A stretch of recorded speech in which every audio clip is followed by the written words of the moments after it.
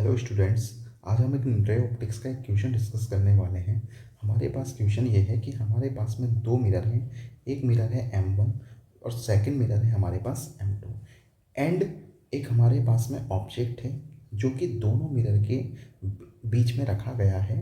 ठीक है, mirror M1 से 30 सेंटीमीटर की डिस्टेंस पर है, मिरर M2 से 5 सेंटीमीटर की डिस्टेंस पर है। हमसे पूछा गया है find position of fifth image given object in mirror M2S। ठीक है बच्चों, तो हमारे पास हम देख पाएंगे यहाँ पर कि हमारे पास जो मिरर M1 है और मिरर M2 है उसके बीच में जो ऑब्जेक्ट रखा गया है उसकी जो पहली इमेज यहाँ पर बनेगी बच्चों M1 की वजह से वो बनेगी 30 सेंटीमीटर पे, जो कि ऑब्जेक्ट हमारे पास में 30 सेंटीमीटर पर है। यहाँ पर मिरर M1 से ऑब्जेक्ट 30 सेंटीमीटर पर है, तो मिरर M1 इसकी पहली इमेज जो बनाएगा बच्चों, फर्स्ट इमेज वो बनाएगा यहाँ पर। जो फर्स्ट इमेज बनी वो बनी इसकी 30 सेंटीमीटर पे। ठीक है, ये मिरर M1 के द्वारा बनाई गई फर्स्ट इमेज है। सिमिलरली मिरर M2 भी इसकी एक इमेज बनाएगा इस ऑब्जेक्ट की 5 सेंटीमीटर डिस्टेंस पे बच्चों। तो यानी यहाँ से 5 सेंटीमीटर डिस्टेंस पे ये मिरर M2 के द्वारा बनाई गई पहली इमेज होगी।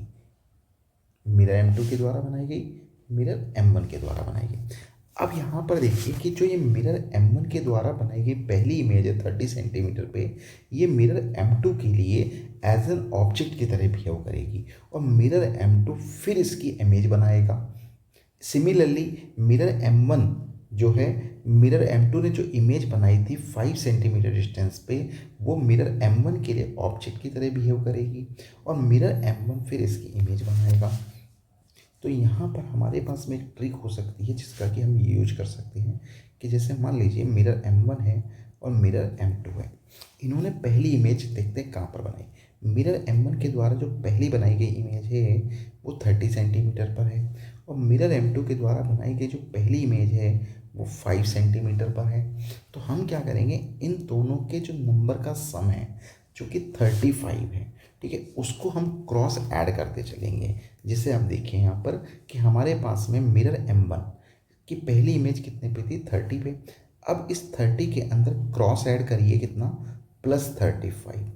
सिमिलरली 5 वाले नंबर के अंदर भी आप 35 ऐड करेंगे, यानी दोनों में 35 ऐड करना है। जब 30 यहाँ में 35 ऐड करेंगे तो आपको मिलेगा यहाँ पर 65। ठीक है बच्चों, उसके बाद में सिमिलरली आप नेक्स्ट जो है अगर 5 के अंदर 35 ऐड करेंगे तो आपको मिलेगा 40।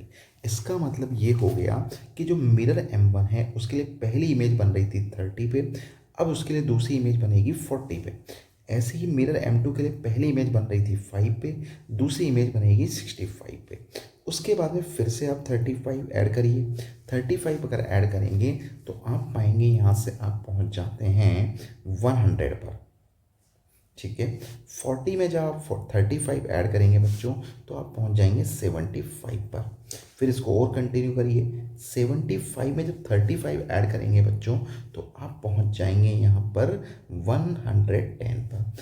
100 में जब आप 35 ऐड करेंगे तो बच्चों आप पहुंच जाएंगे 135 सेंटीमीटर पर। ठीक है बच्चों, सिमिलरली आप और ऐड करिए 110 में फिर आप 35 अगर ऐड करेंगे तो बच्चों आप पहुंच जाते हैं 145 पर।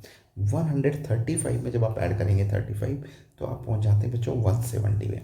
इसका मतलब ये हो गया कि मिरर M2 के लिए अगर हम बात करें तो मिरर M2 के लिए जो इमेज बन रही है वो 145 पर है और मिरर M1 के लिए जो इमेज बन रही है वो 170 पर है। इस नंबर को आप कंटिन्यू चलाते रहेंगे। ठीक है, जब क्योंकि पैरेलल मिरर हैं तो जब दो पैरेलल मिरर्स होते हैं तो उनके बीच में जब कोई ऑब्जेक्ट रखते हैं तो उससे जो नंबर ऑफ इमेजेस होती है वो इनफाइनाइट होती हैं।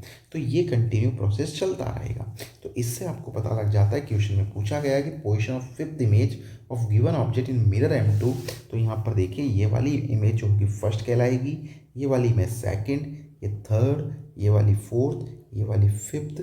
इसका मतलब यहाँ पर जो M2 है उसके लिए फिफ्थ नंबर की इमेज बनेगी 145 सेंटीमीटर पे और मिरर M1 के लिए जो फिफ्थ इमेज बनेगी वो बनेगी 170 सेंटीमीटर पे।